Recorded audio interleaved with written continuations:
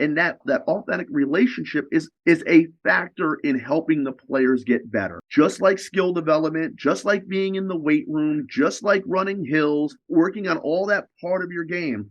But if you know that you can look over your shoulder and you were in it together and my coach has my back, and that cannot happen if it's the coach is up here and then there's the players and it's just that relationship where I go out, I'm going to coach them, and then that's it. It just, if it is like that, those guys aren't going to reach their potential, and I'm not going to reach my potential. Welcome to the Jamodi Podcast. We are all surrounded by amazing coaches and leaders. So let's get an inside look at not just what they do, but how they do what they do. After all, becoming the best versions of ourselves is Jamodi, just a matter of doing it. Today we're joined by the head men's basketball coach at St. Edward's University, Andre Cook. Coach Cook has 361 wins in his 19 years as a collegiate head coach. He has collected winning seasons in 8 of the last 9. Since that span began in 2012-2013, the Hilltoppers have compiled an 181 and 105 record with 3 NCAA tournament bids. Coach Cook was named the D2 National Coach of the Year in 2019. In 2022-2023, he became the winningest coach in St. Edward's history.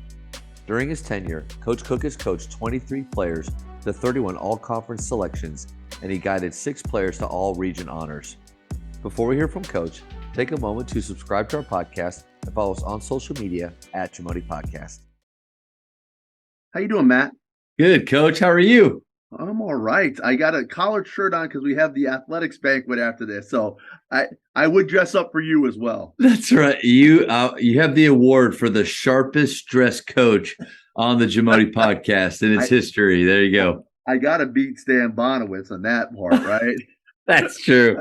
That's true. And I like your background too. You got a lot of cool pictures behind you and plaques, and it just looks like a coach's office right there. We got some we probably need something more recent up here. We got to get maybe back to the NCAA tournament. How's everything with you? Tell me about your season and how everything went.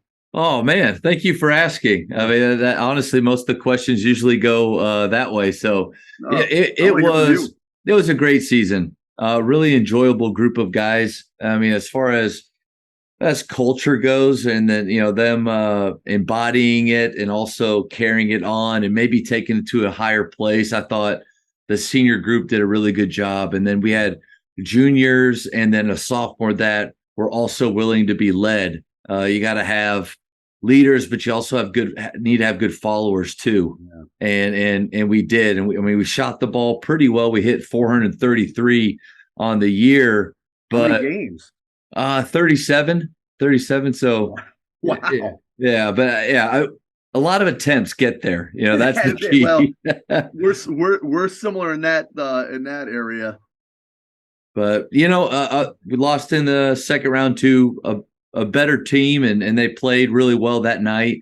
But man, I think at the end of the season, when you look back and you think it was really fun to coach them, and you appreciate their hard work. I think that's a pretty good year. How about you? For sure.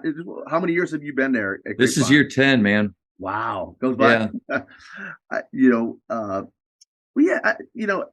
It was when we went into the season, we would have thought our wings were the guys that were kind of lead us, right? Yeah. Uche Dibiamaka last year was first team all league, first team all defense in the league. In 21-22, we averaged 19 points a game, basically on 50-40-90 splits, off the chart.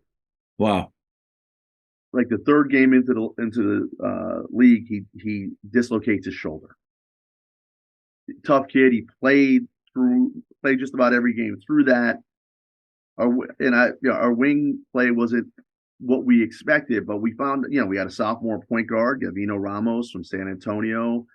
He had a great year. We had Blake Nielsen's a sophomore from Perth, Australia, that his father's assistant coach with the Spurs. Had a great year.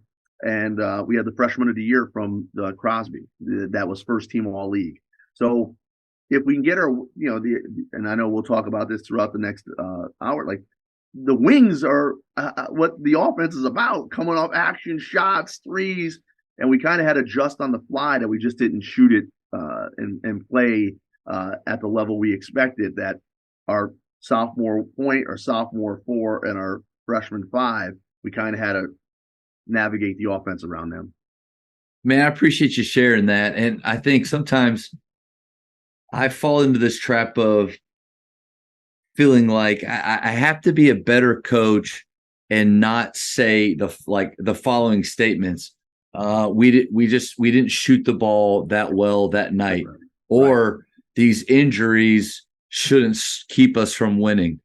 But coach, sometimes you don't shoot the ball as well as you should have that night. And if that's the only thing that changes, you literally win the game. You win. I think guys like you and I hate to say that, because we played, right? Yeah. And that just makes it so simplistic, that it's like we shouldn't be, like, we're not allowed to actually say that or think that way. But when I'm looking at the stats on Huddle and I go down the list, we got more possessions. We shot 30 more shots than our opponent. We out rebounded them. We caused more turnovers. We had more assists. And then you go up and you see 6 for 44 from 3. And it's like, I love the 44. And honestly, I'm just thinking back to a specific game. Yeah. 40 of those, within the way that we talk about shot selection, what we believe, 40 of those we'll take again and again and again. Maybe 4 of them. Okay, maybe one more, maybe a lift and reattack. Yeah. But at the end of the day, is it okay? Coach, I need you to tell me, is it okay for me to say because I feel like Will Ferrell from Semi-Pro, when he goes into the halftime line, he's like, guys, we just need to make more threes. But that's not it at all. I feel like him.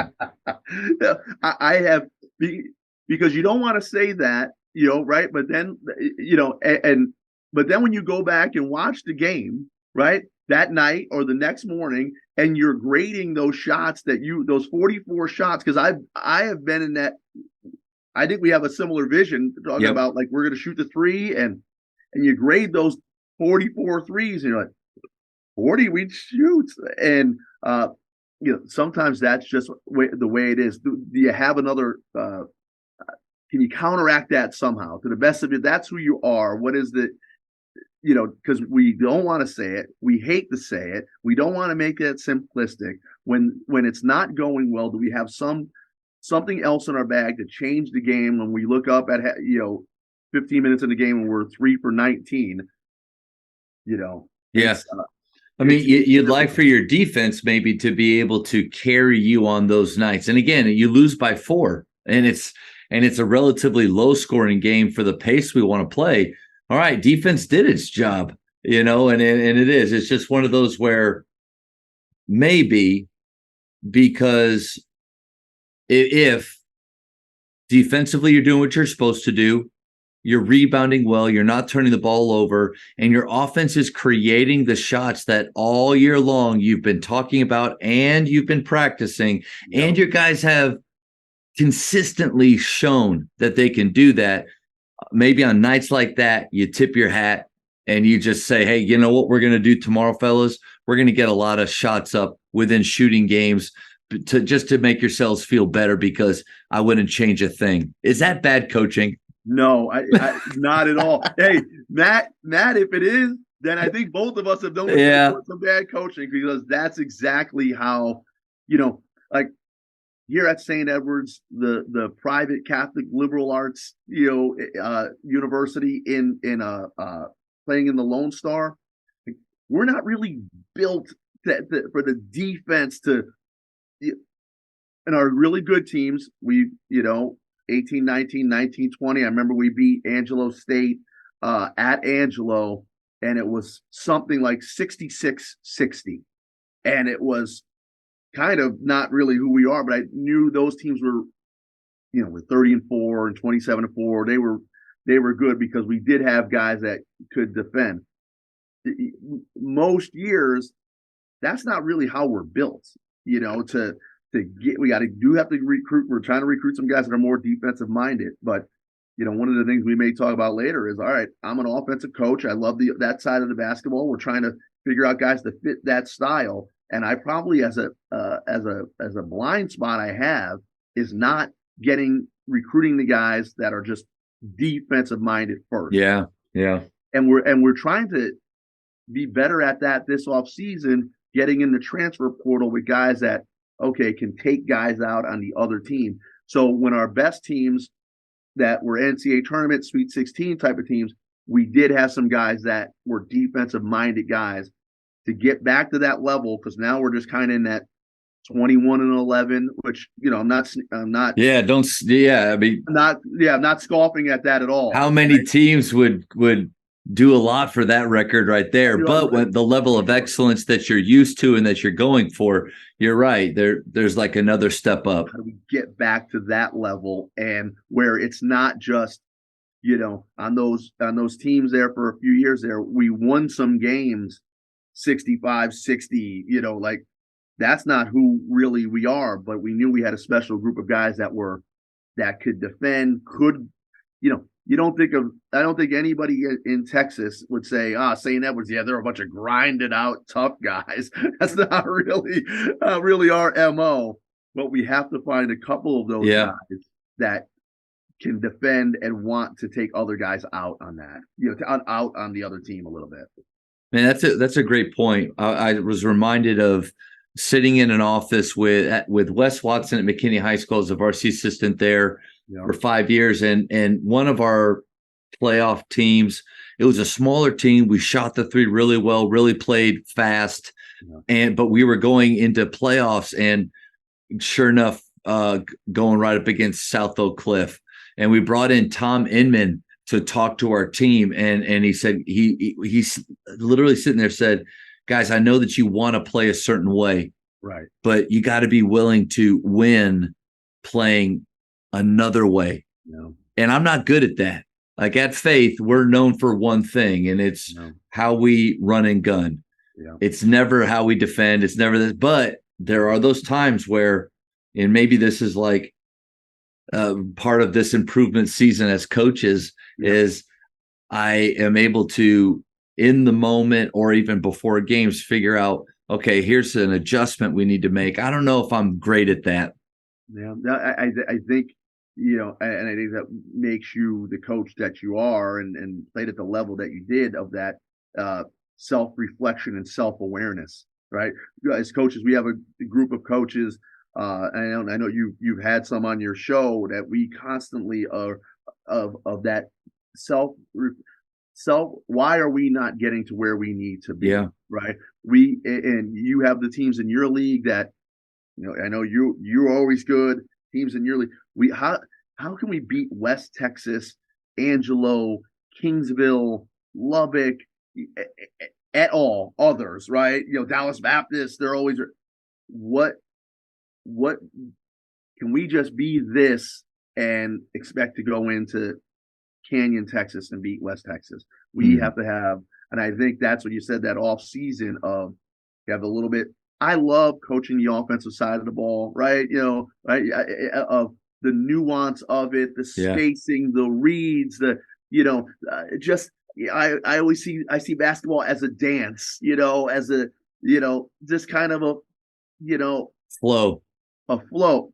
Others see it as a fist fight, and it's, and there's many ways to be successful, but in my dance, how I see the game should be played, and how are we gonna, when a game becomes that fist fight, we have enough tough guys that are dancing that can win this game. I love that. And my other question was going to be too. So if I'm not a bad coach for saying, literally, guys, just knock down a few more and we're good. Also, I think our levels, I apologize for saying similar, but in the fact that we are going to have a few really good players at the top at our levels, but then, I mean, I would imagine, these teams that you watch in March Madness make deep runs. Like, if they have a few injuries, okay, we'll put our other All-American in, or our other top 100 in. But even there, the teams that late in the year are healthy have a huge leg up over those other teams. But coach, like mid-season, you talked about an injury to a shoulder of one of your best players. And then for me, at one point in district, 3 starters out, where we're just not that deep to where, yeah, we got bodies, but do they actually do the same thing? So when the season's over, it seems to me like the magic is, one, did you have buy-in? And did you have talented players that bought in, cared about each other, and played hard? If you got that check, great. But the other big check is, were they healthy? Because chemistry, flow, rhythm, momentum, those are real things. And I just felt like we never quite grasped that. So, like, is it bad of me to say, love the team and everything, but injuries got us? No, because, how many straight years have you been on a team, Matt? 25, 30? I bet you. I mean, for me, it's 40 straight years. Wow. Yeah. I have been on a basketball team, right? Yeah. And every year, from kid playing to high school to college to grad assistant to getting a head coaching job at 24, and here I am, 27 years of a head coach, of being on a team. And when you have a minute and you step back and you look back at your playing and, coaching career, and we've had teams that have been on the mountaintop. We've had teams that have been almost, every not so good team. I go back to our best year, right? And 30-4, got to a regional final. Everybody was healthy. I don't think we changed the starting lineup once. And not that always means it there, because you also know, Matt, like, you can have a guy, it can cost you on both ends, right? The guy gets hurt and you're trying to figure, or multiple guys in your case, and you're trying to figure it out. Okay, man, we're starting to figure out with the group that we have. Guess what? Now they're back. That takes time again. Yeah. So you almost lose on both ends to get it back, and when they get hurt and when they get back, because maybe you build, all right, we got a little momentum now. Guys are figuring it out. We won 3 in a row. Wait, now we got some guys that are back. It's just to have those great seasons, and you in a lifetime of basketball, we've had them, and you can look back and you could say, lack of, limited injuries, allowed for chemistry. Everybody played their role to the best of their abilities, and you look back at it. That's why we cut the nets down. That's why we were playing in important games into March. And I think that's, when you have the sample sizes that you and I do, and a lot of the guests, that you can look back at 40 years of a team, there's certain things that allowed you to play in those important games and win championships. Health, chemistry, albeit sometimes simple to say, but there's a lot of factors that go into that. Yeah, you're right on the money. And so kind of weight lifted off my shoulders when mid-season we walk into my little workspace here, and my varsity assistant's looking at me and my head's kind of like this. And I just say, hey, what am I missing? What we're close, but what do I, and he just says, we're missing a couple guys. Like, that's what we're missing. But again, I don't want my players to ever think in a way to make excuses, or to think in a way of like a defeatist attitude. Yeah. But then,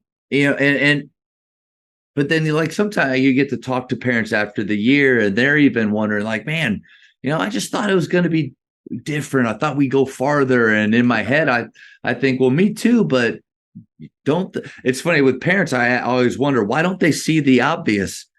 But then as coaches, like, how often do we not see the obvious, and we're tearing ourselves apart, wondering, about deficiencies and blind spots, like you said. But then I just need to talk to somebody like you to make me feel that much better.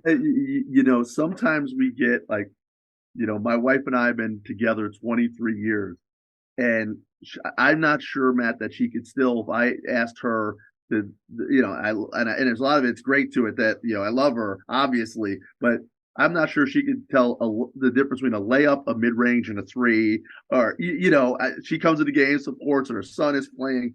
But sometimes, like from her to someone that's not as entrenched, she would say, no, so and so and so and so's hurt, or so and so's not shooting it as well, or just totally kind of out of it, wants the best for her husband and the team. But we are so entrenched in how do we fix it? How do we get it better? There's got to be something more to it than not shooting well, or so and so's hurt. There has to be something more to it, because I have to keep staring at this screen and watching, getting a scout ready and watching our team play, because that head pound, I can't, if your freshman coach comes to you after a game and says, Coach, we just didn't shoot it well. And you're like, yeah, you're right, but there's more to it than that. And I have to, and he's just kind of, hey, I'm sitting in the fourth seat watching the game, yeah, and just seeing it from a different lens. Well, man, this has already been awesome. Totally worthwhile, but we haven't even really gotten going with questions.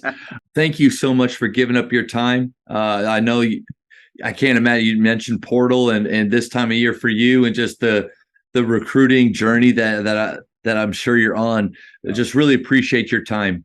No doubt. I appreciate, I've heard nothing but everyone that's talked to you, has met you, and I know we've communicated about players in the past, but everyone that has either been on your show or just knows you says nothing but great things, and how good of a player you were. And all they're lying about that. You don't play in a 120 Big 12 games unless you're pretty good, Matt. That's impressive. Or it's just great timing where Baylor was bad. I tell people nowadays I'm a great manager on these Baylor teams they have now, but great timing. And then you know what? When you only have 6 scholarship players my senior year, I mean, you got a shot. You got a shot at playing a little bit. But no, appreciate you saying that. You were out there, and that's a testament. But I'm thrilled to get to meet you face to face and talk some hoops. It's you can always block off time to talk hoops with knowledgeable people. Yeah, the like-minded part of this is so fun. And honestly, in like about 150 of these talks so far that I either put out or recorded, I learned something, and I think that's the most humbling part about it is, you get to a point. I mean, I'm only 16 years in, but you start to think, you know what, I've kind of got this figured out, and I know some things, and then doesn't matter who it is, man, we can pick up something from everybody. I totally agree, and that's kind of what gets us up in the morning, right? Yep. Trying to, a little, just the way maybe just language, just how they said it. I just happened to be at, not happened to be. I was at the Final Four for our convention, and I just was walking through, and Tommy Lloyd from Arizona was giving a clinic, and just. Okay, I wasn't there long, but it was 20-25 minutes. And I met Tommy years ago when we recruited a kid. We were both recruiting kids in Minneapolis. Actually, was St. Paul, but we met at a high school game. But just 20-25 minutes. The guy's a terrific offensive mind, and just 25 minutes. Okay, I like how he said that, and about his spacing and what he calls, trying to tag manipulation, and what we're all trying to do in certain situations. It's really good, and I think once we figure, we all have our offense or how we defense, but if we just stop that, we're just going to plug and play without kind of learn. I think we're probably in trouble. The Jamodi Podcast is powered by Sideline Interactive. Sideline Interactive is the leading manufacturer for high-quality, innovative scoring tables and LED video display boards that help coaches and schools bring more excitement to fans, create huge fundraising opportunities, and make their jobs easier. Visit sidelineinteractive.com to check out their amazing products. 27 years as a head coach or coaching overall? 27 years as a head coach. Wow. Okay. So you've been around so many great leaders, maybe worked with them, coached against them, or even coached them yourself. What's one or more qualities that you see in great leaders? I think is the word that comes up is authenticity, you know, and I think that's probably has become more relevant with the different generations as kids change. Like I always say this, Matt, like kids can spot a fraud. You know, they can spot out a fraud real fast. And if you're known, if they believe that you're not authentic and you are come off as even slightly fraudulent, all that other stuff, what you're trying to teach, all of that, all of the things that we'll talk about in coaching, if you're not your authentic self and can admit that you and I are already talking about how we're trying to get, as long as we've been in the game, how we're trying to get better. And if you're not conveying that to your players that, hey, maybe I screwed that up, I'm going to have conversations. This is who I am. I'm not perfect. And you could sit down and have a laugh with them. And okay, it's not personal. Then we go on out and coach. I'm a, you know, I always say I'm from New York. I have some tendencies that maybe aren't always perfect or great. But this is you know, that may have taken a while to develop the ability to admit mistakes, laugh at yourself, Yeah. give someone a hug, tell them you love them, not be embarrassed by all that, just being your authentic self. And I think great leaders, and you know, there's a lot of things about leadership where you can say, and you've heard this many times, you're like, hard to describe, but I know it when I see it. Yeah. Yeah. You know, and I think if you're inauthentic, you don't have a chance, in particularly with today's athletes. You don't, because there's so much that you know, so much time we spent with them, so much more than their you know, I got international players that don't see their parents maybe once a year, you know, during the season. And I need to be that authentic self and that leader and realize that I make mistakes too. We're all trying to get better every day, even as long as I've been doing it as a coach. And I think that allows kids to let their guard down and know that their coach is, you know, you say kids spot a fraud, and if you're fraudulent to your team, it's going to be so hard to lead them to where recover. It's going to be hard to recover from that. Perfect word, to recover. Have you always been that way, or because I think easier at some point, maybe after some skin in the game, some experience, maybe getting your butt kicked a few times, or even, I mean, great if you can learn from success, but I think as a younger coach, I definitely struggled with knowing who I was as a coach and a leader, maybe trying to portray something I thought that I should be based on maybe my past or who I looked up to. Do you always felt like that's a big part of your coaching persona, authenticity, or is it something, was there a kind of like a click moment? Yeah, I appreciate that question. So I got my first job right after, you know, played 2 years of grad school, and at 24, I was a head coach of what would probably be the equivalent of like a 4A in Texas. Okay. You know, and you know what I knew how my high school coach was. I knew how my college coach was. I didn't know who I was. You know, I didn't know that offense, defense. I knew we're just going to play hard and tough, and that's what we did. And we're going to charge drills, and we're going to roll the ball out. We're going to crash into each other, and you're going to be tough. Who cares about injuries? Let's go. Who cares about crack injuries? Skulls? Right? It was like, we are good, and I don't want to show, you know, that old, you know, when you're first get into teaching, they're saying, you know, don't let them see you smile until Thanksgiving, right? You know, like, okay, and I was probably like that, you know, a little more autocratic and dictatorial about how we're going to do it. And, you know, I just got done playing. What do you guys know? You don't know anything. I don't want to hear about what, you know, as a player, I'm going to tell you. And I think maybe getting like some success as a head coach and I had to show everybody that part of that is, there's always a lot of answers in how we grew up, right? I was Sure. raised by my grandparents. My grandparents raised 10 kids of their own, raised me as their 11th. And my grandfather was people have heard stories me tell about my grandfather. It's just he was one of those guys.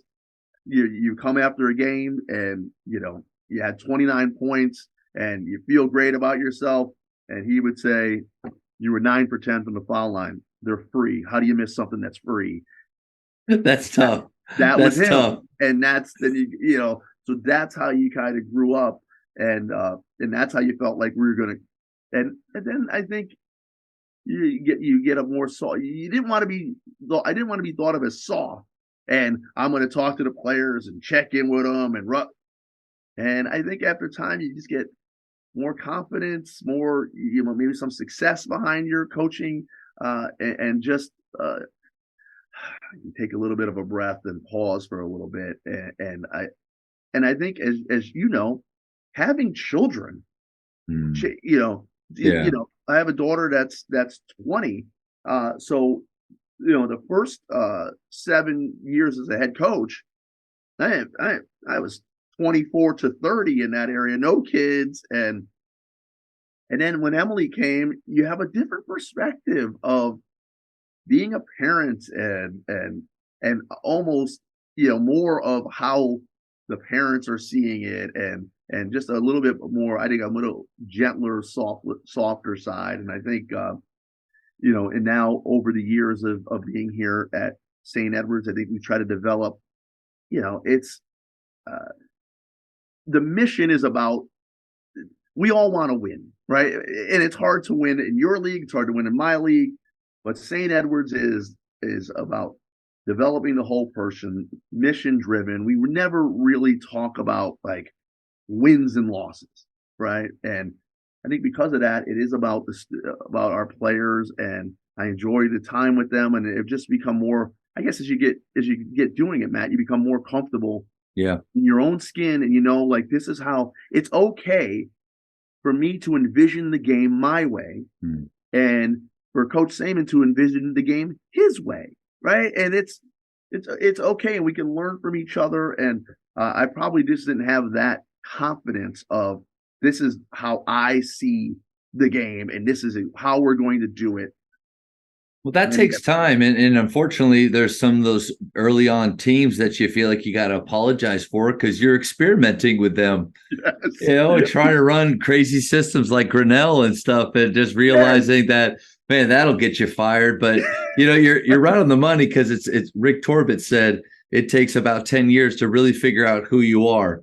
And not that you ever get it all figured out, right? But to where like, you feel like you can be authentic in front of your team because you're not just like selling a vision that you've really never seen happen before. You're selling a vision that you truly believe in because you've seen it happen. Right. Actual experience versus relative experience, like actual trumps it every single time. Right. But I love that you chose that word authenticity because it is something that I think early on personally struggled with. But that authenticity is inspiring. Like if you instead of being just motivational, let's be inspirational. And inspirational is authentic, letting your players know that one, I do make mistakes. I've made a ton in my life, even teaching from those. But I just think that is, I will get behind somebody that I feel like I truly know who this person is. Yeah. I totally agree, and I think that's as these guys 18 to 22, you have that 15 to 17 age group. Those are so important, right, in their development and growth. And you feel like they can come in here and into the office, and we can talk about real things, and that's got to help us. If I can just we have two players that as freshmen. I'm gonna Blake Nielsen is from Perth, Australia. His father is the assistant coach with the Spurs, and they moved to Austin because he coached the Austin Spurs team, right? First, and then moved on with the big team. And Gavino Ramos. And somebody recently asked me, they went from freshman hardly playing to sophomore starting point guard, and Blake was starting 4-man, third team all league. How did that occur? Now, there's many factors to it, right? And I'm not, they deserve all the credit, right? Of working at it, getting stronger, kind of thin guys. And now they are legitimate. If you talk to other players other coaches in the Lone Star, they would say Gavino and Blake are legitimate Lone Star starters and good players on what we hope is a good basketball team. How did they get there? Again, all the credit. But I think an important thing that is lost on that is our relationship. That those kids, and you've had these guys over your time, they come in and we talk about a lot of things. We laugh. There's always we have to be serious. They don't take it personally. They can come in, and Blake, as the captain, can say, "Coach, I think we're looking at it the wrong way, or we need to do this."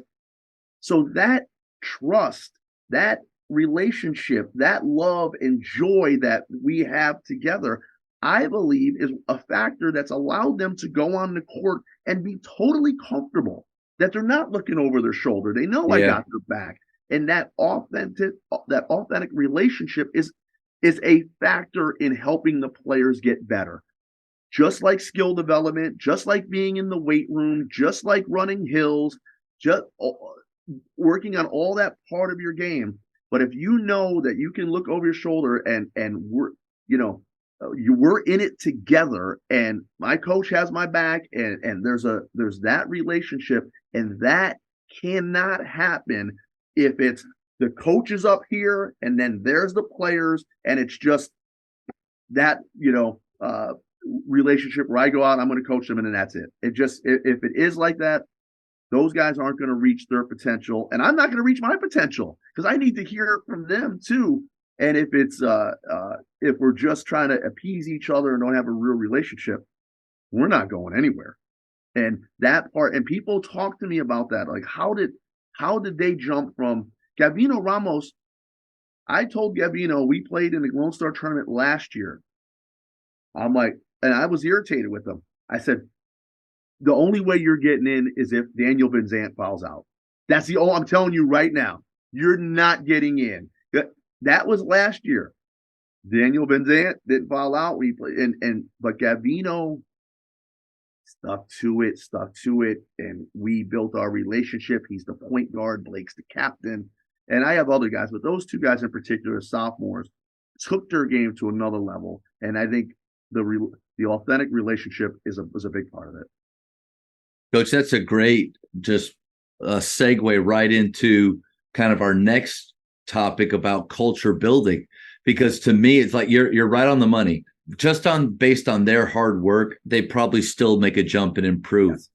But to what degree? It's kind of like a greenhouse. Like you could plant seeds just anywhere, and if they got enough sun and it rains occasionally, it's going to grow. Right. But you stick something in a greenhouse where all of the factors are right and perfect, and then you've got great seeds working hard, man, you just give it the greatest opportunity. And that, like, to me, it's a great example of culture does. One of the things we like to do, we have, I stole from TJ Rosine at Emmanuel, which he's a good guy. He's one of the best, right? And so like anything he does, it's like, okay, I've got to look at that and see if I can adopt it. But he has these different things that they focus on every day. So like Tuesday is Tough Tuesday.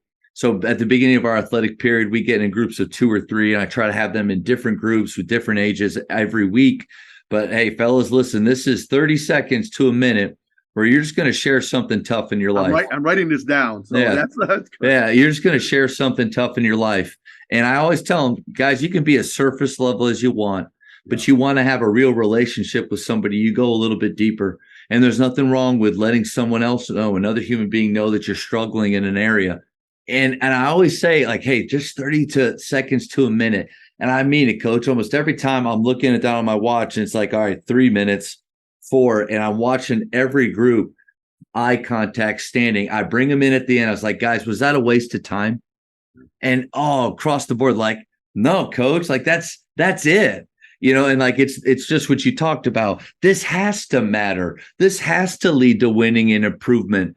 And so culture building activities, there are so many different types, but maybe what's one of the ways that one of the things you use in your program to build those relationships up? Yeah. And you mentioned TJ. I'll just tell a quick story. We played each other this year in Hawaii. That's cool. And he had, God, the name is escaping me, but I think he had the leading scorer in the country. Oh, right? wow. And they made the NCAA tournament. We had a terrific game in the last day in Hawaii. But so we're kind of in this convention center, and I never met TJ. So it's a big convention center where they kind of build the court over there, and you kind of have little dressing rooms around this huge convention center. So, you're in this little dressing room. All right, the guys are warming up for 30 minutes. You're just kind of sitting there. So I walk outside our little dressing room, and so is TJ. He's doing the same thing.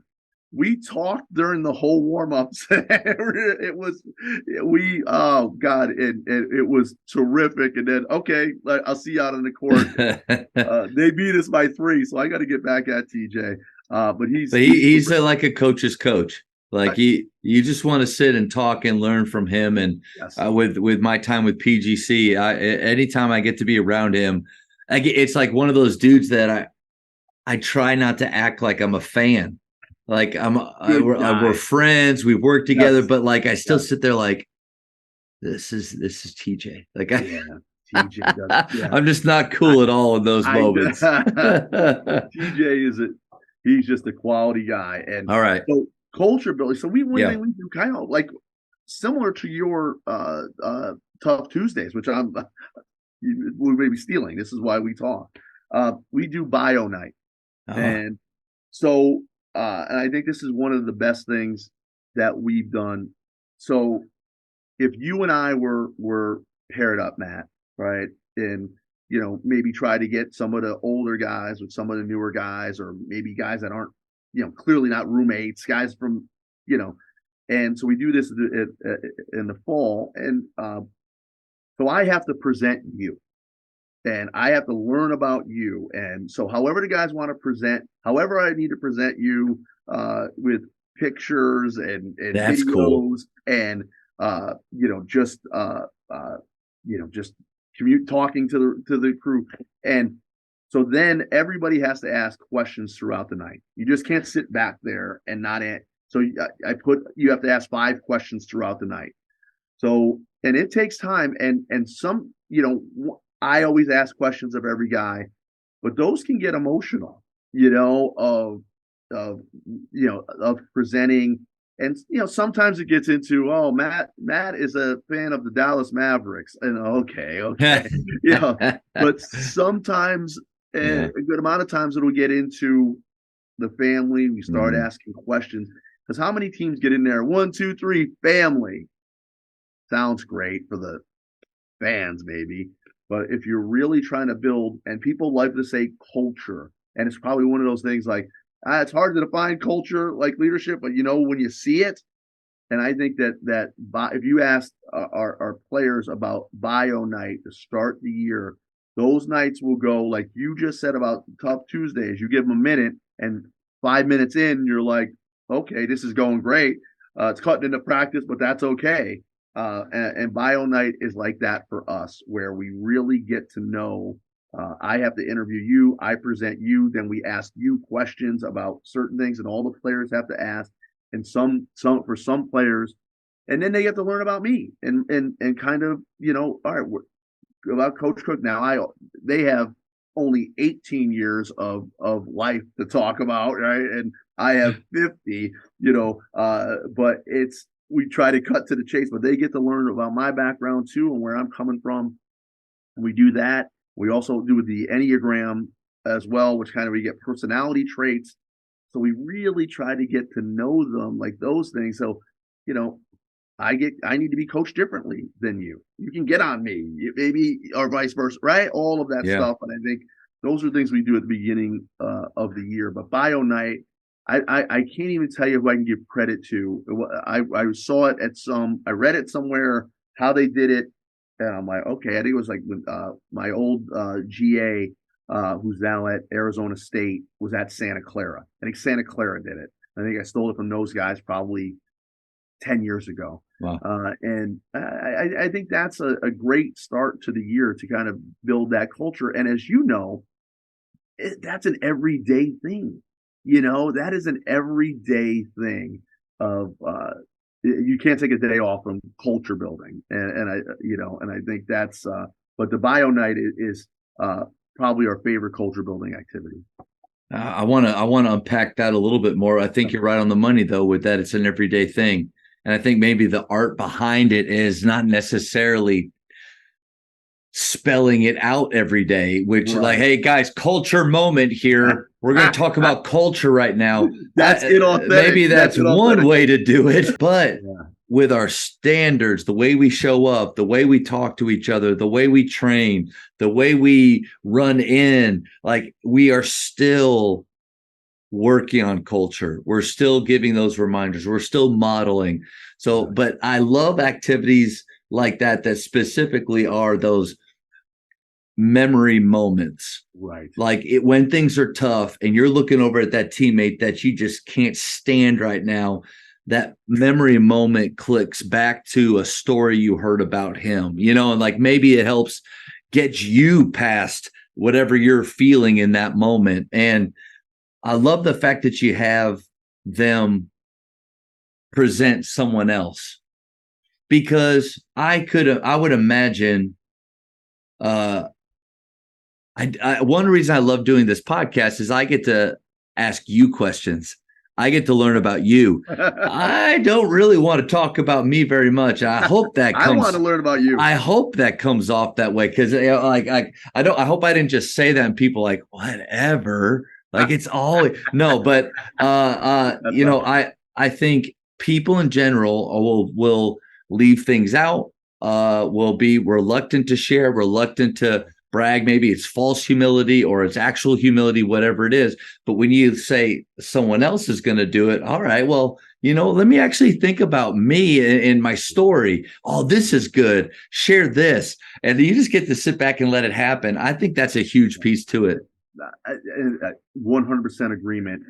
And it takes some work, right? I mean, like all you have to do is turn on the TV and it's divisiveness.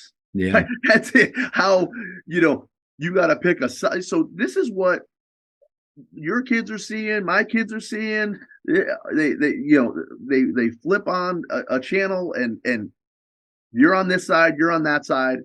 And it's so how in all of that, that's why one of the many reasons why I've always loved basketball. Right? It was all about, right, can you play? It didn't matter race, color, creed, ethnicity, political views. Can you play? And then that's how it all started. And then, all right, how do we bring a team together that's got, kids from Independence, Louisiana, and Copenhagen, Denmark, and they got inner city, metropolitan. I've always just loved that about basketball. But then it takes the work of the coach to try to, all right, how do we feel like we can play? We got good players.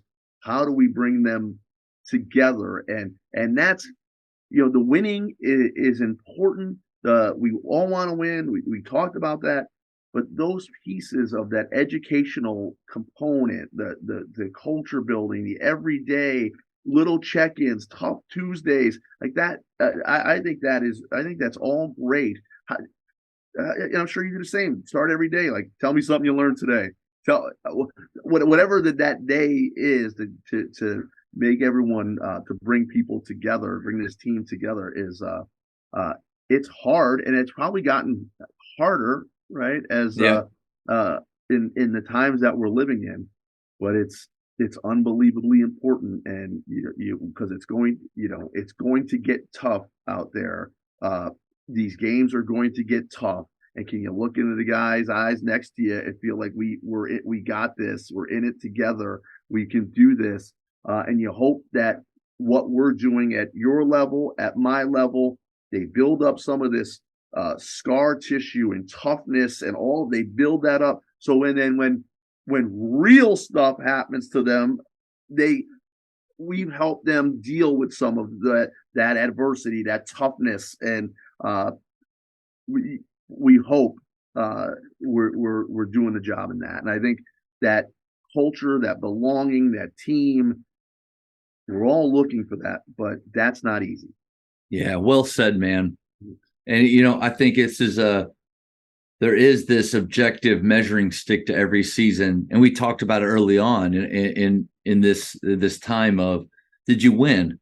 Like, yeah. What was your record? How far did you get? Like, there is a way to evaluate your season like that. Unfortunately, for a lot of coaches, that's how their job gets evaluated. But internally, when I look at myself in the mirror, I think this is more the measuring stick that we should hold for ourselves is, how well did you take those individuals that come from different backgrounds and that were strangers and get them to believe in each other, care about each other, die to self, believe in something bigger, take the ups and downs throughout the year, and then at the very end of it, have some awesome experiences, like you just said, that'll lead to success in real life. No matter if you won or lost, got fired or you keep your job, the challenge, I think, is that we measure ourselves with that type of measuring stick. Totally agree. And I listened to Jeff Van Gundy on another podcast, and he talked exactly about what coaches need to get better at, that about modifying success in a sense. Did you bring the team to the highest level that you could? In the NBA, that may mean that you were 42-40 this year, but to everybody else, you were 42-40. Coaches need to do better. I when I used to times I've spoken at TABC, or one of the things, like we walk around that, like almost like I walk around what my record is, right? I good to see you, Matt. I'm 13-17, and I got my. It's one of those years. I could tell. Yeah, I'll tell you one quick story. So, my son's godfather is back in New York, right? And he coached a Division III team, and I was coaching junior college team back in upstate New York.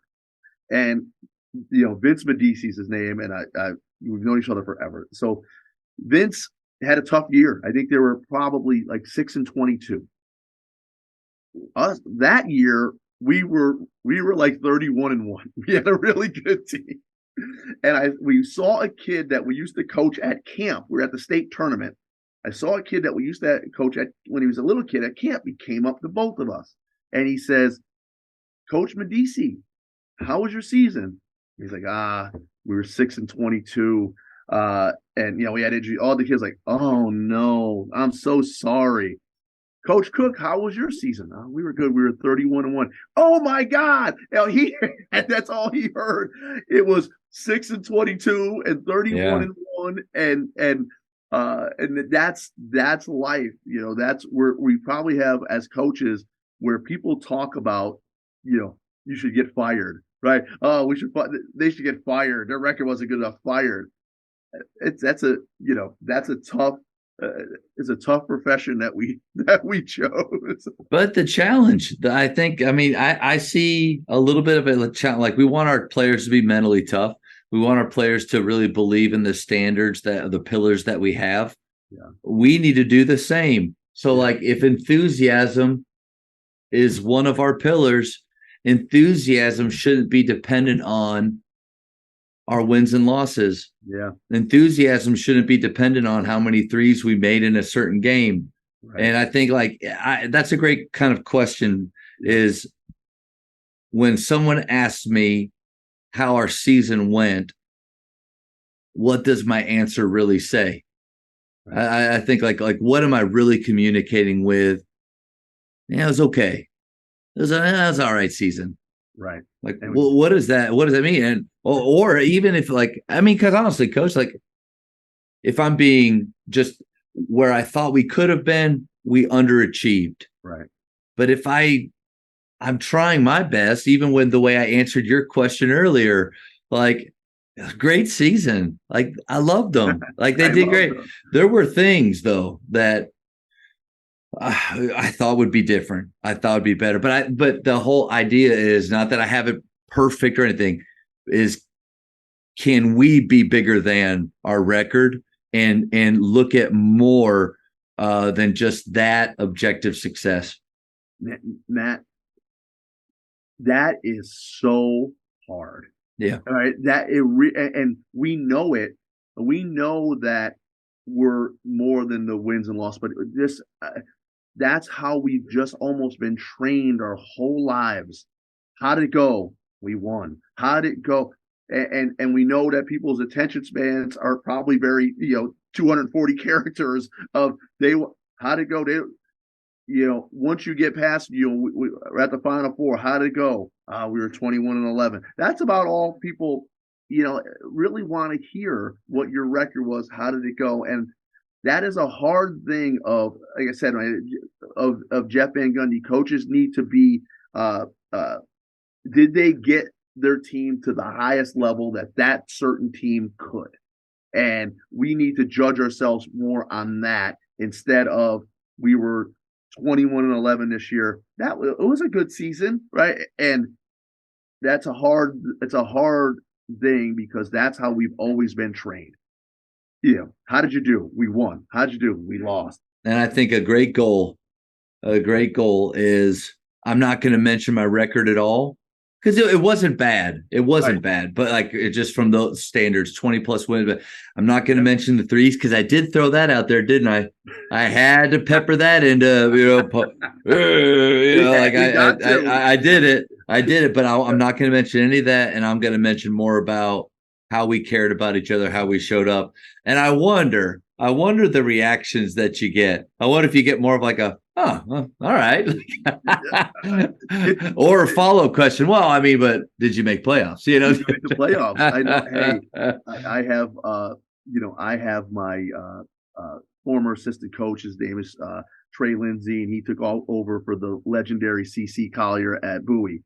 He played for CC, right, 2 miles down the road here from St. Ed's.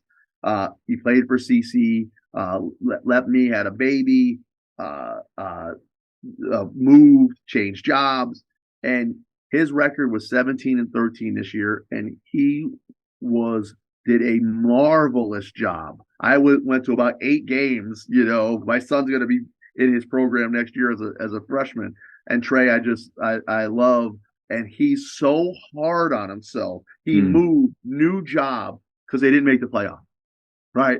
And I'm like, Trey, you got 17 wins out of that team. And it's easier from outside looking at it. And I've been doing it this first year as a head coach. He did a great job with that team. But even, to get 17 wins, I think he had a game he had to win to get into a play-in for the playoffs. And just how we're but maybe when he's 10 years down the line a little bit. When that Rick Torbett rule comes in, he'll get it. Like you talked about, yes. Yeah. Coaches, the Jamodi podcast is powered by Shoot 360. The future of basketball has arrived in Dallas-Fort Worth. Shoot 360 combines the latest sports technology with the fundamentals of basketball skill development. The result is a one-of-a-kind video game-like basketball program designed to improve your shooting, dribbling, and passing. Visit shoot360dfw.com to learn more and register for your free 1-hour workout evaluation. Shoot 360, the future of basketball is here. I feel like I already know a little bit more about your program for sure. What's one thing that makes it different? I think our offensive style. I think if you were, what certain programs. Sometimes I talk to young coaches and they'll ask, I'm like, you got to know like who you are. What right? They always say that, Matt. Like if I went into your practice and I sat there for 20 to 30 minutes, I should have an idea of what your program is about. What are you stressing? Who are right? That's not always the case, but a lot of times I should have some ideas Right. of what you kind of prioritize. And I think if you talk to the other coaches in our league, I think they say the St. Ed's, they don't turn the basketball over. They play with great pace offensively. They want to get up and down. We're second, we're the second leading scoring team in the league behind West Texas, plays very fast. We run our transition 4 out, 1 in, and our uniqueness of offense and the amount of calls and sets and organization and how that all flows into from our transition into our 4 out, 1 in kind of Kansas high-low motion, but it's not really high-low because it's for the guards, and all of our reads and reactions out of that. I think that's what people would say. You said, tell me one thing about St. Ed's, and I think coach would say, man, those guys run a lot of stuff and they're organized and play with great pace on the offensive end. They're not easy to guard. So with that idea of having amazing organization and flow offensively, what are you doing in practice? Because I would imagine there's a lot of coaches that would love to be able to say that, feel like they're giving adequate time to their offensive identity or concepts. But what are you doing to actually make that happen? It is day one, right? It really, as you know, when we get together the 4th day of class next year, September 1st or whatever that day is, we are starting putting in our transition. And just, I was a 5'10" guard that wasn't overly athletic, and had to figure out, Stan Bonowitz and I talk, obviously, Stan, and he's awesome. We talk 13 times a week, we always talk, and Stan, how he played his style and how he grew up, and the pressing, and that's kind of who he is as a coach. Got that from his dad. And to me, to try to have some modicum of success at the college level, I had to figure out angles and nuance and how to read and how to play in 5th gear or whatever my 5th gear was, and then third, and then constantly, playing in change of speeds. And I love that about how to figure that out. And I've translated that, as we talked about, getting into your coaching philosophy of this is who I am. This is what I needed to try to have some success. And so I love teaching it. And we start right off with putting in our transition, playing off of that, staggered reads, footwork off of that, and you have to, and I know we may talk about this later, how do you kind of recruit guys to go ahead. Yeah.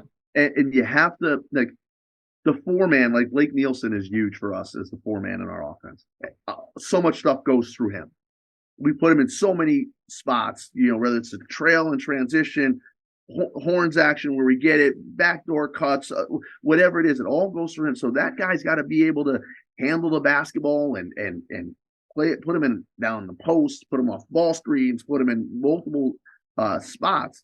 And that offense is kind of, I think if you would watch us play, I hope people would say that organization is who they are. We put that in and we recruit to that. Now, our best point guard we have is August Haas.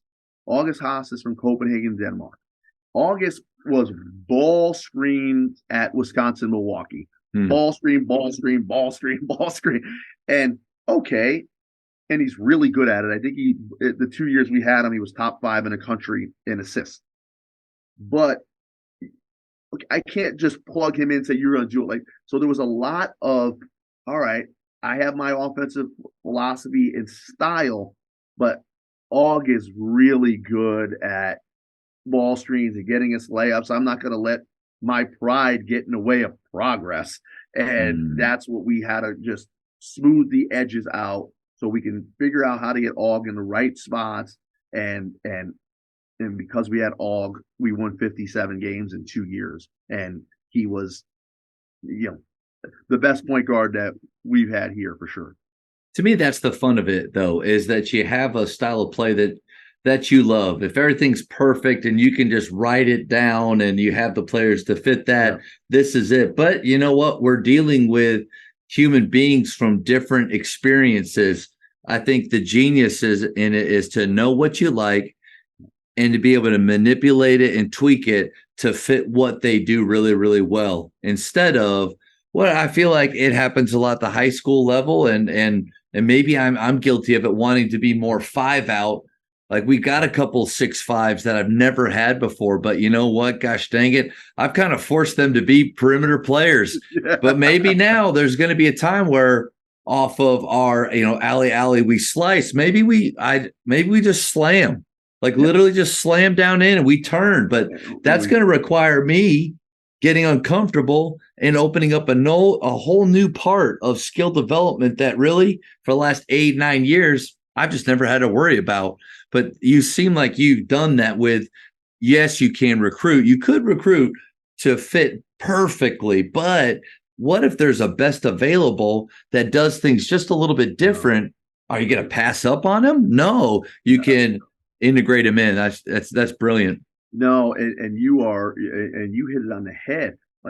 So this year, if you told me 1 year ago that Sean Elkington from Crosby High School, that played with PJ Haggerty, that was at TCU. They were teammates in high school and AAU. If you told me as we were talking today, hey Andre, Sean Elkington is going to average 15 and 9 in the Lone Star, I would say, man, you're crazy. I love the kid. I'm so excited to have him, but he's going to be our leading scorer in the league. So with that, it was a constant reshaping. We threw the ball inside more this year because Sean was so good and such great hands. We were kind of almost on the fly. How are we going to get it in there, punch it down in high, low, advantages with him? We didn't have anything, I mean, this is our play card from our last game. It's not what we thought. It's not how we thought at the beginning of the year, but we were putting in more stuff to get it into Sean. And we just, and I'm sure you've had to do that over your career. We're just like, okay, we're going to have to figure this out. The more simple it is, the faster they can play. Agree. The more added layers, and that's why I just gotta go back to watching my stepson at select practice 3 years ago. Bless the guy's heart. Like, he's probably saw this, maybe he ran it or something. Yep. But coach, it was a multi-layered play that, I mean, maybe in our Baylor days, like maybe we do that. I think I could have figured out, but crap. I mean, our coach went to flex quite a bit because we had some really talented dudes that couldn't get too deep.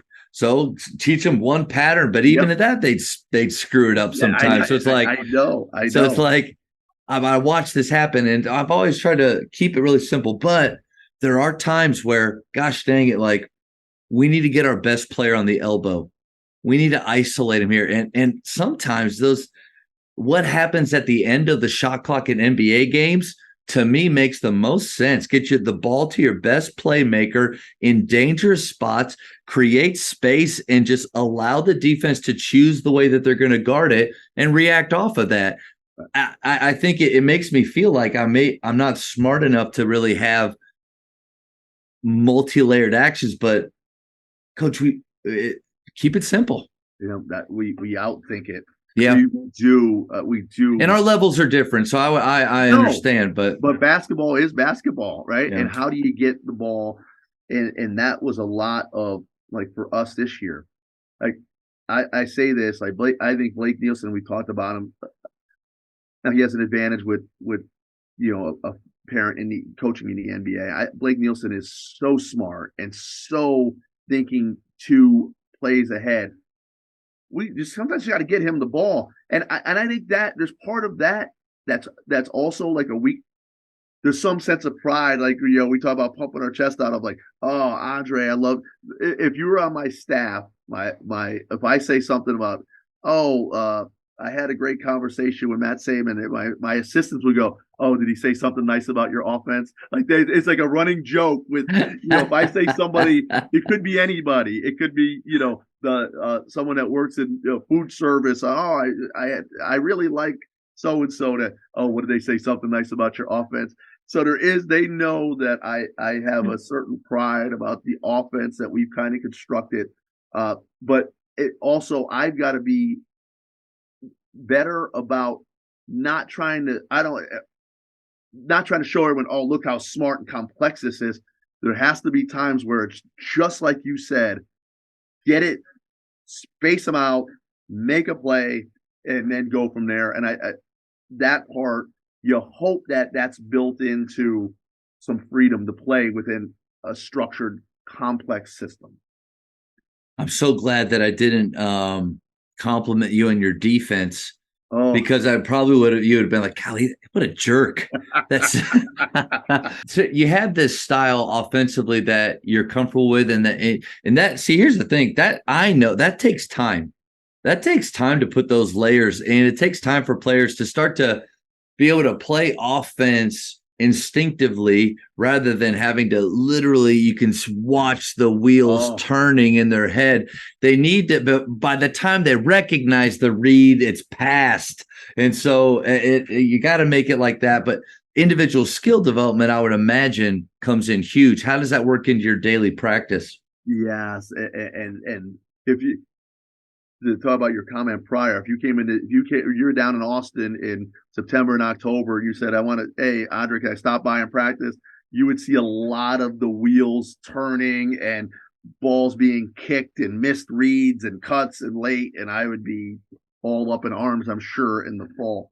But I think I think skill development during the season has to be all about what we do, right? Whether that's coming off of staggered actions, coming off a cross screen, down screen, all knowing that we have the vision of what our offense is, all, down with the post guys, slipping screens or whatever we're trying to do for that game in particular, short roll, look at 45, lift, whatever all of that is to what in the constructs of what we do. Now, in the off season, I believe it's about get better in some aspect of your game. Yeah. I don't need to be you don't need to be coming up with staggered shots, cross screen, down screens, rips, pull ups, all the stuff that you would see, working on wide pin down reads and shots off of that or backside flare slips. Okay, we'll work on all of that during the year. But my assistants in the gym with the guys today, it's all right, get the small groups, get them better. It doesn't have to be always our stuff. And when you're working we have some really good trainer here in Austin that works with our guys, Zach Urbanus. He's very good. A lot of our guys work with him. Get them better. And they don't have to be about from during the season, that October to March, it's about our actions and stuff. The other times, bring something new.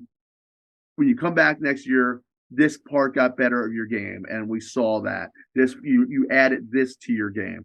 But I think that skill development during the year, I also think that makes it very, as a coach, okay, we have the vision of how we're going to play. Now, skill development it's important. We're going to do it every day, but it fits into that, and sometimes it can be a little boring and repetitive. And I think sometimes boring and repetitive is what is on the highway to greatness. Right? Yeah. You're going to go past the exits of boring and repetitive on that highway, and you better try to embrace that. I know all coaches talk about that, but that's just the reality of it. Is we're trying to perfect things, and again, just like we talked about culture, that skill development has to be an everyday portion of practice. Man, a lot of golden nuggets there. I think great players master the boring, and that's a kind of a cliche saying now, but It's a great reminder for us as coaches not to just negate boring stuff, and right. But then also maybe like the creative piece to it. And I do like. I think the skill development side of the game is kind of what gets me about as excited as offensively. I don't really care about coaching defense, and I'm pretty open about that. In fact, my biggest frustration throughout the year, we went to a 3-2 pressure zone the last 3 years, and it's really enabled the level of athletes we have to be faster, to be at their peak, and it's something different. But there are times where, coach, it's just too good. And I'll lean over to my assistant, because we don't have a shot clock, and I'll say, we're playing too good of defense right now. And he looks at me with this horrified look, and I probably lost half of our listeners right there. But the whole idea, like, I want the ball back. Like, I want the ball back. That's the fun side. But it's funny though too, because as a player in college, I was the exact opposite of that. I wasn't fast enough to play offense, so I had to just grind and guard. But in my head, always offensive player. I don't know how I just got to that. So let me get back. Let me add to that. Yeah, go ahead. Quick before. So you again, we talked about Trey. So obviously the assistants that come in with me, they're running the defense, right? You're running the defense, and we had a team that we just couldn't pressure ball screen. You try to match up the offense and the defense, and early in last year, we just couldn't trap ball screens. We couldn't give the pressure we really wanted. So, but we were solid, kind of like you're saying. Now, we do have a shot clock, but we were solid, and we were playing defense for 25 seconds, 20. And I looked over to him one game. I'm like, Trey, I hate watching us play. I said, the longer that they're into the shot clock, our possessions are doing this. Like, Trey, I hate watching us play. I know that's funny. What we have to do. But we've got to get better to match the offense. I mean, every possession was a grind. And you can't let I can't let my players hear that. When I look at my assistant and be like, this is boring. When I tell him, I've told him before, this is boring right now. And he's there just like, yeah, we're moving. We're grinding. Oh, they can't even do anything. Yeah, we don't have the ball. That's why we have the ball. They had it for a minute.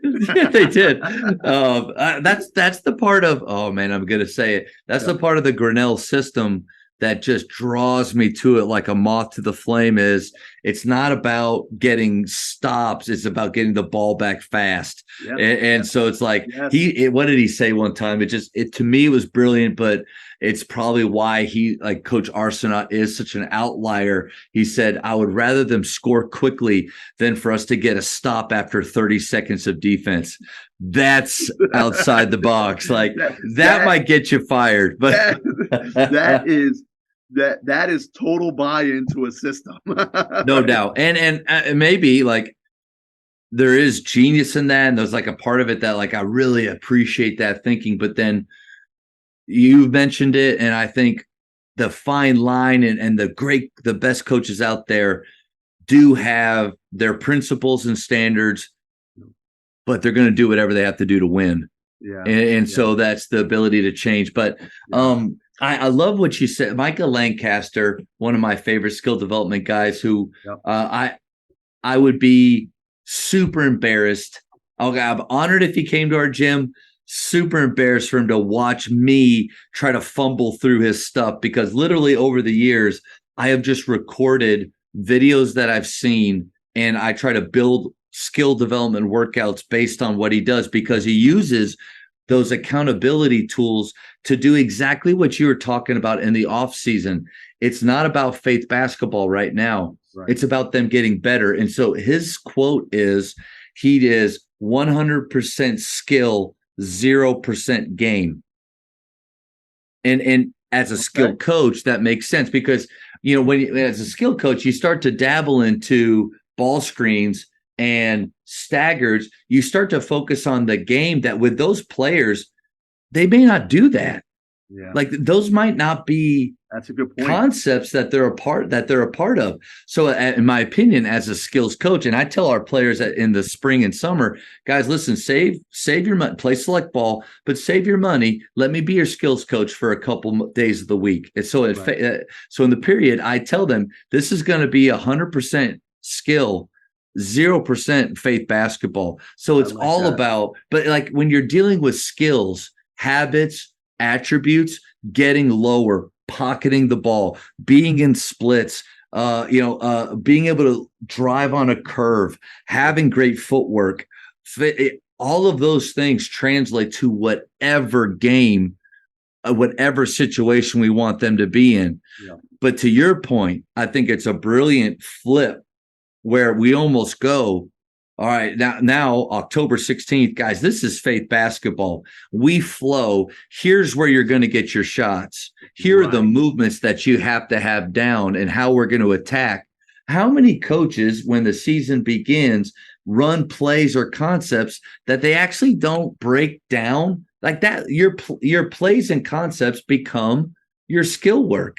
It becomes the skeleton. And off of that, like if you're a painter, here's the canvas. We have some now. Let's just, like, to your point, we're going to work on staggers, but we're going to make a game of it, fellas. Like it's the first basket to make 10. Just that there. They're still working on the action, but there's that added competitiveness to it that makes it real. So completely on board. I just took about 5 minutes of your time. No, I loved it. No, and because I totally agree of how, but you have to, like, there's other people that would do that I get that will always have some some BDT out there, some basketball decision training, and I it's great. I get it.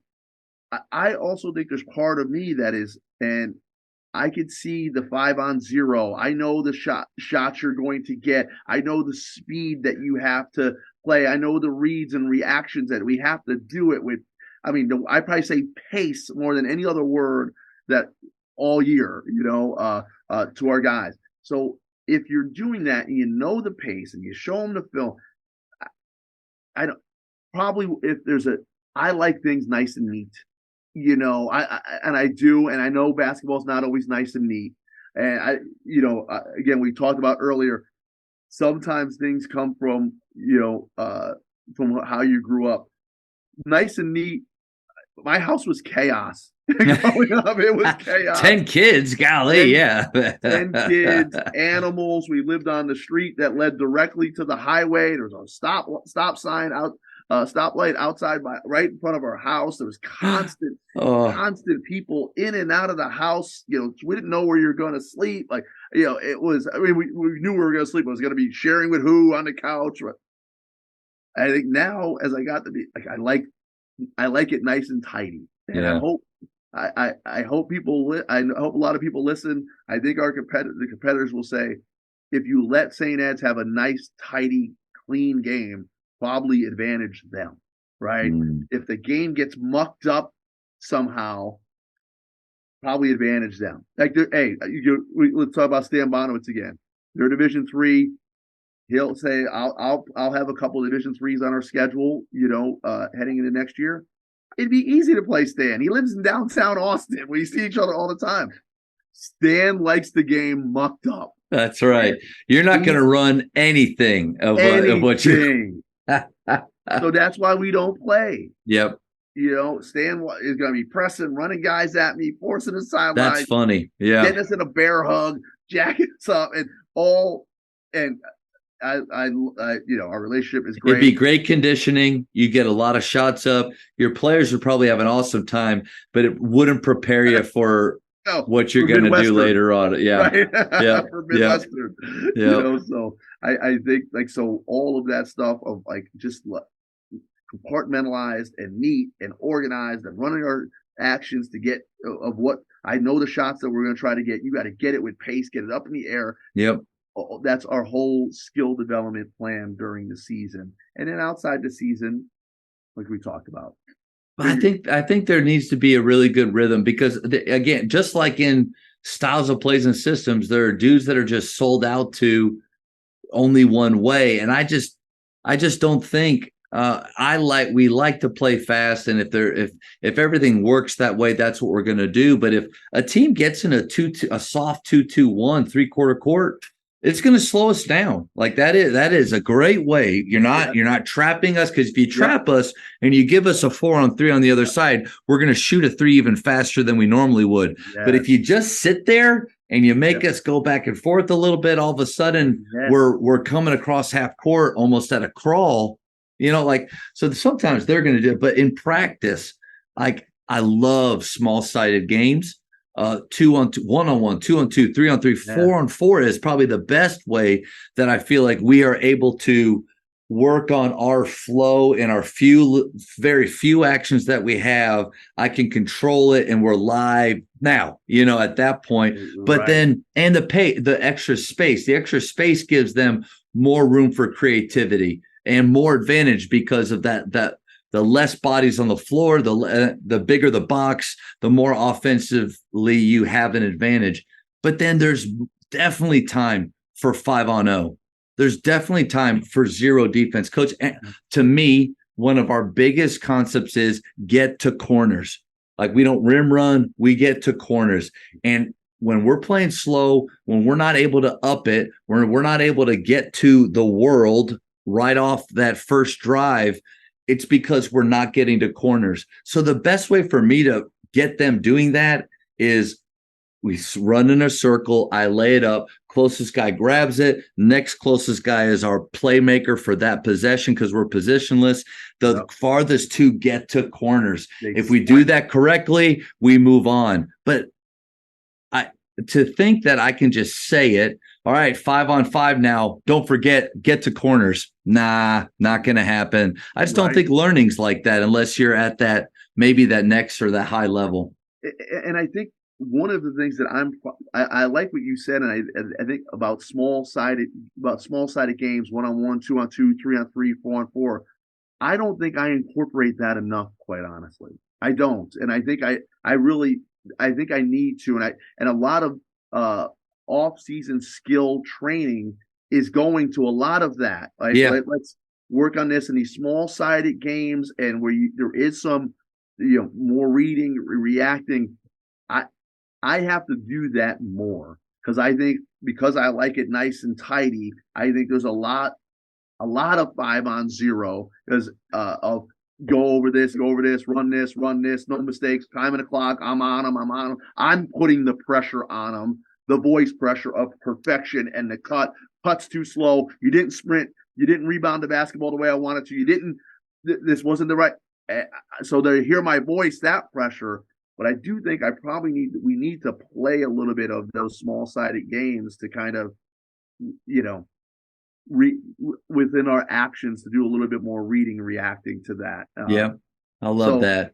I think it's like a pie chart. I mean, skill development, if a player's the pie chart, there's just those different pieces of the game that you've got to hit, those different skills you got to hit. I think in practice, especially offensively, but everything you talk about offensively, you can mirror it on the other end, with in one-on-one, with small-sided games, especially, there's the defensive side that you're also working on, right? So I love the duality of those types of games, but it's a pie chart. Maybe that 30% is a skeleton work. Like there's not about against anybody. So fellas, we should be sharp. We should be as close to perfection as possible at maximum speed right now, because there's no human being in the way making you deviate. And then you get the small-sided games for another chunk, another third of it, where, all right, now this is the action, but don't run plays, make plays. Like don't turn your brain off because of something that we are trying to, because when you watch players sometimes just trying to run plays and you see, golly, there's a double gap. Catch and look at the rim. One more, move it. But they're running an action. They're running a play. But I'm sure, but I think that's the small-sided games kind of give you that added freedom. And then again, you guys with a shot clock, I mean, you got to be prepared when things break down. Anyway, and then the 5-on-5 time, obviously, it's valuable. A coach from East Texas, 900 wins. He plays a full game every practice, 4 quarters with time. They stat it, but that's how they learn. Like there's those extremes, right? And but I'm trying to, I don't know. For me, it's I dabble a little bit in all of it. Agreed, and that's probably why there's a lot of scratch outs on the practice plan sometimes, right? Yeah. It's not just, okay, let me get November 11th from last year and dust it off and copy and that's what. So to go back what we talked about earlier about all of that stuff about the pie chart for skill development and planning practice and off-season work, that's why we struggle with walking out to the car and the freshman coach says, Matt, we just didn't make shots today. That's why we can't do that, because of every practice, every workout, every film session, everything that got charted, all of the individual sessions with the players, all of that. That's why sometimes it is the right answer, but kind of how we started our conversation. That's why it's not easy for us to just get into the car after a tough loss and say, man, we just didn't shoot it well, because there's so much that goes into it. Yeah, Johnny's dad, and this player's dad, Johnny's dad comes up and after a game, golly, like guys 1 for 10 and he's still shooting. I just let him know it's not because there's a lack of control, right, or standards. It's because that guy has proven to me, not game after game, but day after day in skill work. Yes. Like when you play shooting games and you chart your numbers, and dudes with time, pressure, inner rows, whatever the game is, over a course of months are at a certain standard, it trumps time, score, and momentum. Yeah. It trumps 0 for 6. Right. Because I believe, and that guy better believe, that based on what we've seen over time, the next one's going in. And some of our favorite phrases like shoot to get hot, shoot to stay hot, those come into play. But we would be idiots if we didn't have the time and data daily behind it, right? Back it up. Yes. And that is, and it is a lot of time. It is. And there is part of like, okay, I'm giving you your shots. You have multiple shots in the game. Sometimes, and there's the part of, can you produce when the lights are on? And I've given you your shots, and we do have the data that's backed it up. We've watched it. We've watched practice. We've charted all that. We have the managers and the assistants do all that. We have the analytics to back it up. But some guys, and you and I have played with them, that are, when the lights get on, that jumper's a little bit off, that there's a little bit of nerve behind it. Yep. And it is a production business that we're in. Coaches, the Jamodi podcast is powered by Ballogy. Manage and measure your players' skill development and increase accountability year-round utilizing the Ballogy app. Boost inter-squad competition with drills backed by the National High School Basketball Coaches Association, including a 40-shot Ballogy skills assessment. Please visit ballogy.com/teams for information on how you can provide this resource for your team. And there's a whole rabbit hole to go down with that, because it's like, that's what I believe, that shooting is 90% between your ears. I think the data shows that there's just not one way to shoot. Like the best shooters right now, if I had to choose, it'd be Klay. Like, look like Klay Thompson. Do it like him. Do it like him. Right? But that's not him. Larry, Reggie, like, they're all different. Dirk, they're all different.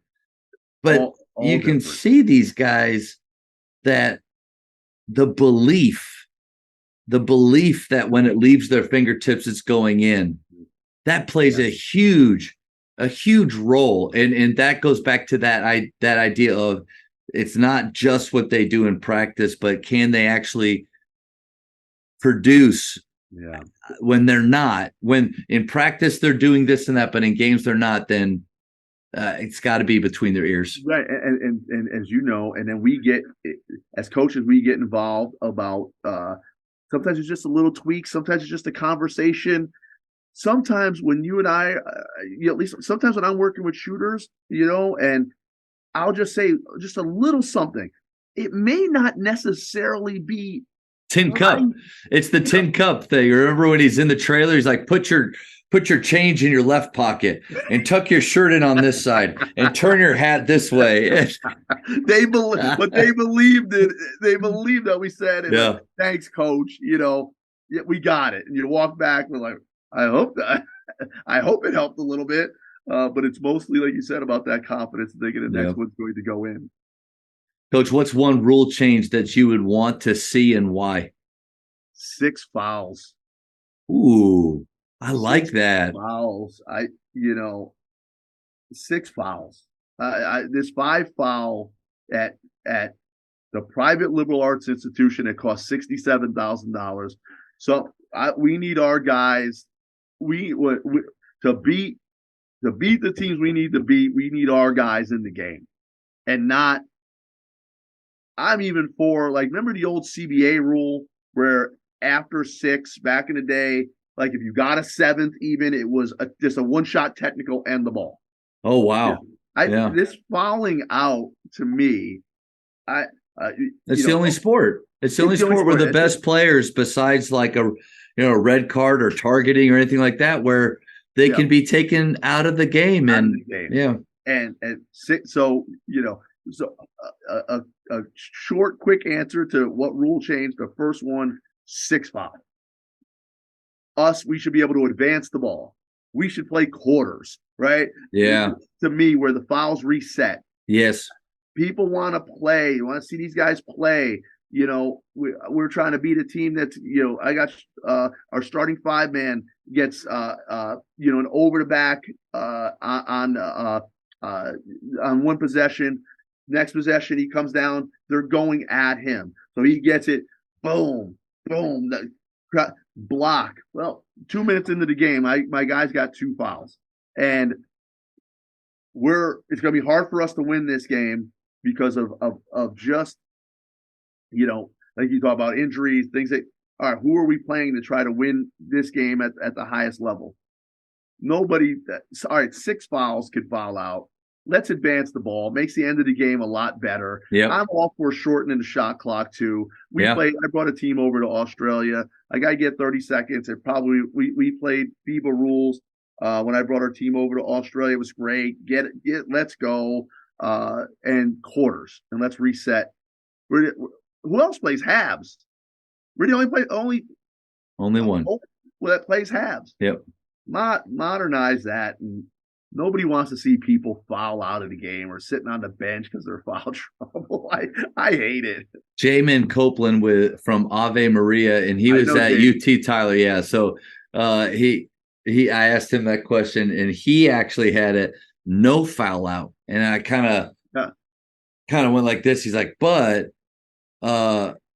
like stiffer penalties for fouls at a certain level, like you're shooting more, but because that's the whole thing. Like you could say 6 fouls or go extreme no fouls, and people will say, well, it's just gonna be ugly game. Then well, no, like you're still trying to win, and fouls are errors. Like your goal, you're not rarely are you trying to foul, and just because you can't, and especially if there are more penalties, like for your 5th, for your 6th, where the other team is shooting, you're not fouling out, but they're shooting. They're getting the free throw and the ball. Yeah, like, okay, yeah, your best players get to stay on, but golly, they're not going to be fouling, or else they won't be on the floor anyway, right?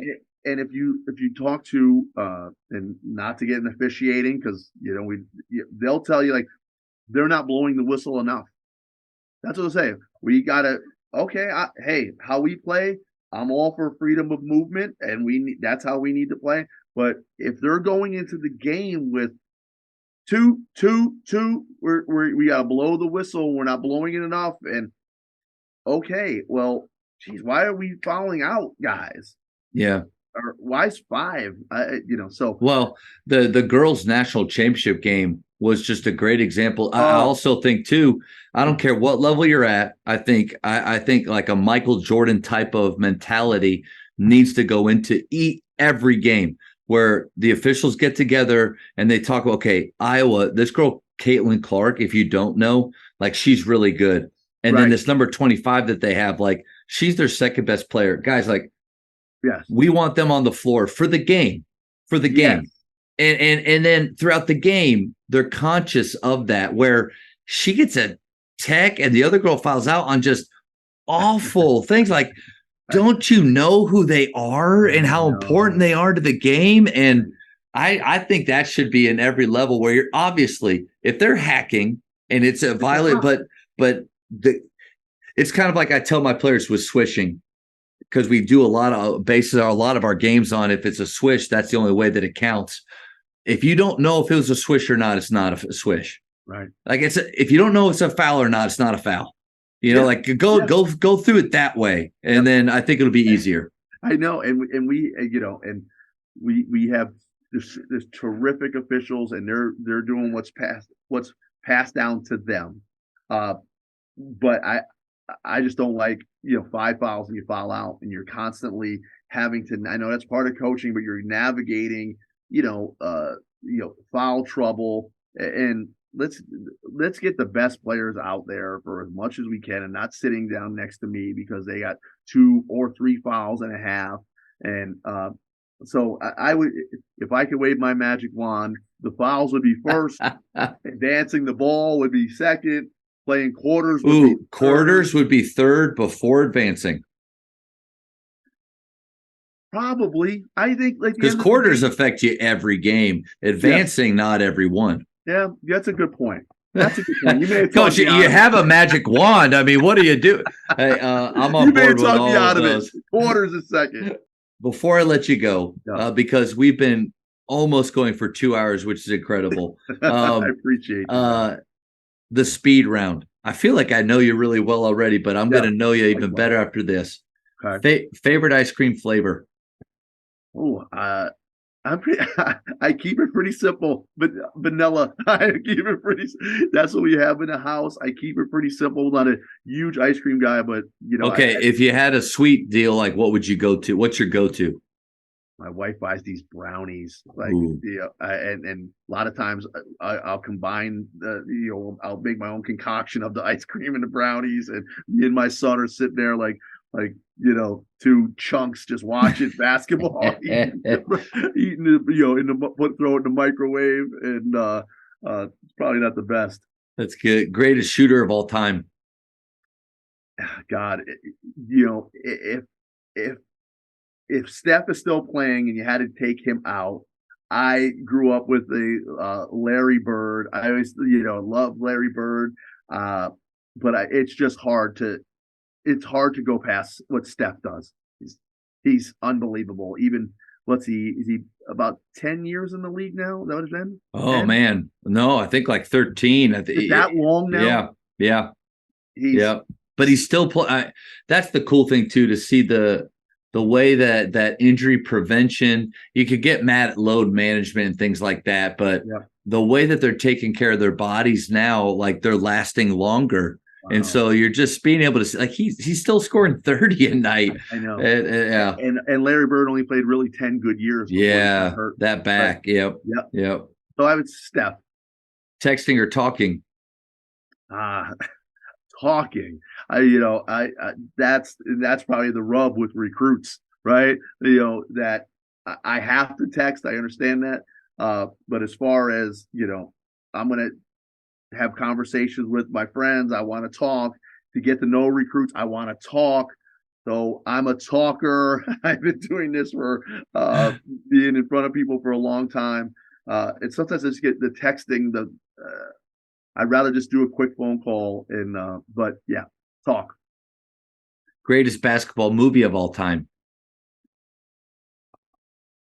I mean, it's hard pressed to go past Hoosiers. It just grew up with that. Gene Hackman, I love you guys. That story, It's I disagree though with a lot of his philosophies. I just you didn't like the 5 passes before you score. My practice is not for your enjoyment. No, I disagree. I like for them to enjoy it. I know that there's hard work involved, but I like for them to have fun. Have fun. Sorry, Gene.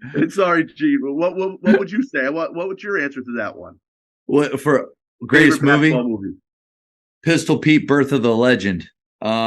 Single-handedly won. Oh, I'd already known about Pistol Pete with his homework basketball videos. Right. But that movie, as corny as it was, I watched it when I was in a very identical place to where he was as a kid, looking up at his dad with tears in his eyes, sweat, blood, all the time he was putting in, not knowing if things were going to work out. And his dad looks, he was like, you dedicate your time and give everything. It'll happen. You'll get a scholarship. And as a 5'3" eighth grader with size 13 feet, I was like, I don't know. I don't know if it's gonna, but that movie right there, man. Did you ever read that book? Did you read his book, The Pistol? Oh yeah. Yep. It shows a little darker side, right? Of kind of, if you know that. But what a great ending. What a great ending. Yes. Okay. For high school, I feel like I know this. For high school, shot clock or no shot clock? Oh God. Yeah. Hey. Get your wand out again. Get your wand out. Get it out. Who wants? Hey, if Blake Brown was on here from Cedar Park, he's 180 degrees from, and I'm like, Blake, I don't think I cannot watch these games that when teams are holding the ball for 2 minutes. I can't. Yeah. Well, how does this help anybody? How is this? Let's. The game's not played like that. Mm-hmm. Kids all over the world are playing with 24-second shot clocks. Yeah. And in Texas I played in New York with a shot clock 100 years ago. And in Texas, which has got some of the greatest athletes. Yeah, we got pretty good players. Yeah. And we're holding the ball for a minute. Yeah. Totally get a shot clock. I don't want to hear about we can't afford it. I don't want to hear about we can't get anybody to man it. That's ridiculous. It's ridiculous. Favorite holiday? Thanksgiving. I've always done a big Thanksgiving. Yeah. And I think part of it was, Matt, that we always opened up the season in New York that Friday. So it was like Christmas, right? There was eating the turkey, and hopefully that the tryptophan would make you fall asleep at about 7:00, and you'd wake up, and the next day it was game day. We always had a Thanksgiving. That's cool. The timing of that's really neat. Yeah. We always played our tip-off tournament growing up was the Friday after Thanksgiving. So that was it was Christmas. It was Christmas Eve, kind of. You're up 3 on defense with 7 seconds left. Do you foul or no foul?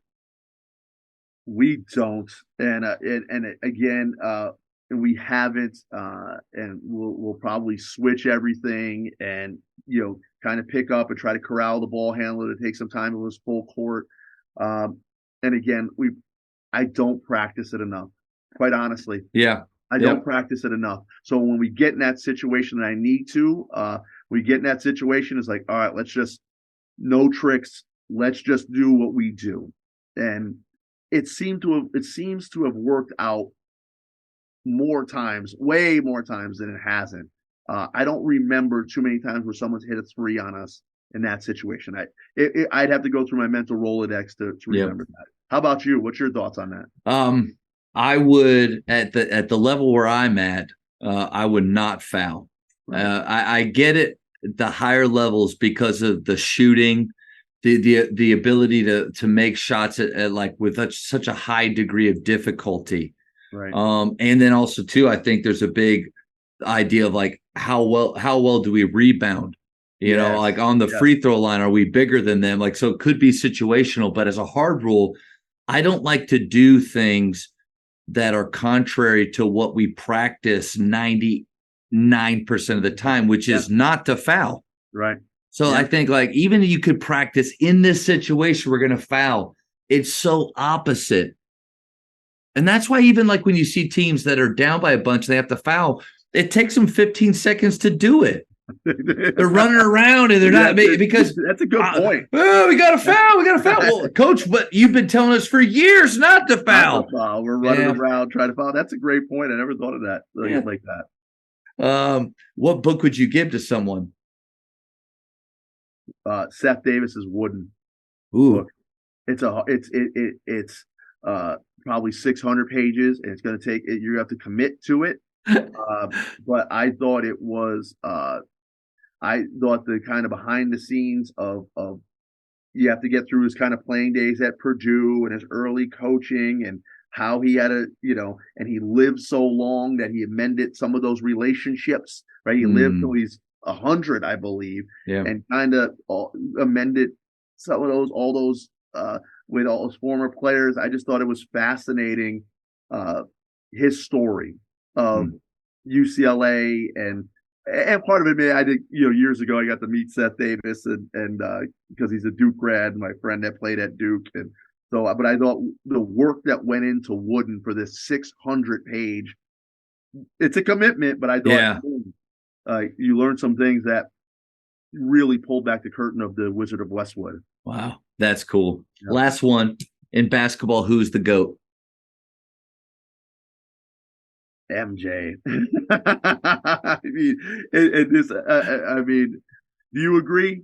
Oh yeah. And he does win. I would say he's like at a 80 percentile. Like that's who people, and majority of people, that it's like kind of almost insulting.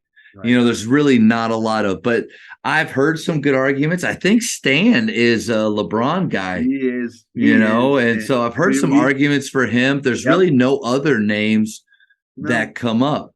No. And there's something about, and we could debate it back and forth. There's no right. I mean, imagine like if you say MJ, the LeBron people like kind of get upset.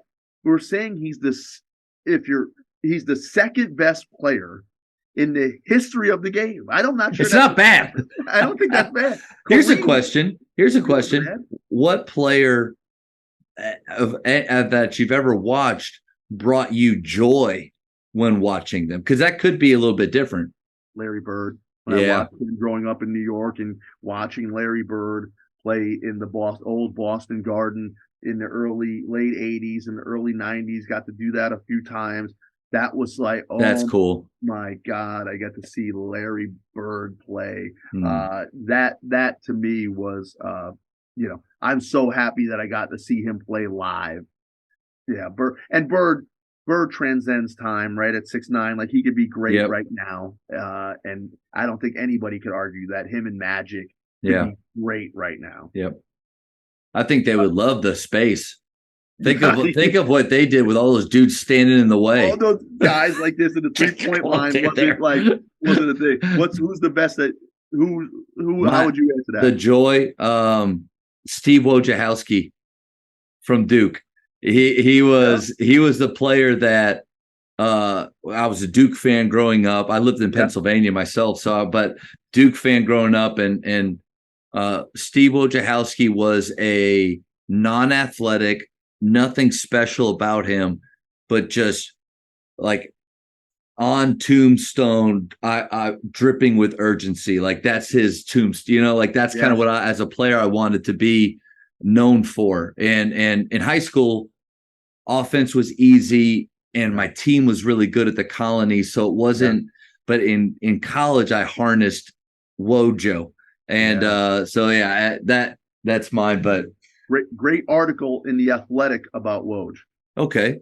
About not coaching and trying to find kind of what we talked about earlier in the conversation about trying to find joy in life and the stress of coaching. So if you being a Woj fan, find that article on The Athletic that kind of talks about life balance and trying to as he's gotten older, trying to find that. Coach, almost 2 hours. I felt like we could have kept going, and I apologize. I've got church with my wife tonight. That's a priority. I'll tell you, man, like so enjoyable getting to learn more about you, how you coach. Like I think I would have really loved playing for someone like you with your authenticity. It really comes through. I love the offensive mindset that you have, but this was awesome, man. Yeah. I appreciate it, Matt, and you come as advertised. I really enjoy I really enjoyed the last couple hours, and and let's stay in touch. We got now that we've got to meet like this. Well, I'm sure we'll definitely run into each other in basketball circles. But if I'm out in Dallas or you're in Austin, let's do it face to face. Oh, I'm in. I can't wait for that. And really, really, Coach, thank you so much for sharing and for your time tonight, man. Awesome. Appreciate you, Matt. Thank you for checking out today's episode. Please take a moment to subscribe to this podcast, share it with your fellow coaches, and find us on social media for what's coming up next on the Jamodi Podcast. It's just a matter of doing it.